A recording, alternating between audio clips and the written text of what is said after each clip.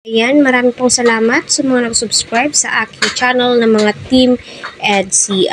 So sa live ni Kuya Val ay sinabi nga po niya doon, napakaganda po ni Beyonce sa personal, naka Coca-Cola body, ika nga po niya. So, biglang napalive si Kuya Val. I hope na pinanood po ninyo para doon ay matatawa po kayo sa kanyang reaction video. Napakagaling din po ni Kuya Val Santos Matubang mag-reaction. Very informative.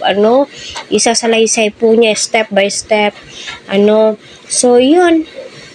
Habang nasa pabahay nga po ni Carla, sa ribbon cutting ay pinagmamasdan po pala ni Kuya Val itong si Beyonce. Kahit sino naman po talaga ay mababaling ang tingin mo kay Beyonce. Bukod sa mabait, maganda, napaka-sexy po niya. Halos sinusuot po niya, ay my God, bagay na bagay po sa kanya.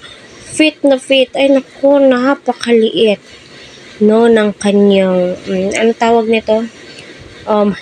Hips or yung balakang niya, makikita mo po talaga napakaganda, yung hubog mala coke na bote, so I hope na pinanood niyo po yung live ni Kuya Val, at ni Kalingap Eds. Napakaraming exciting moments ang magaganap sa part 25.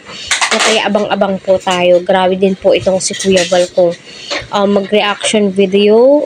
Matatawa ka po at ma-excite ka sa lahat ng kanyang sinasabi. At punto por punto po yung mga sinasabi po niya. Kaya nakakabilib.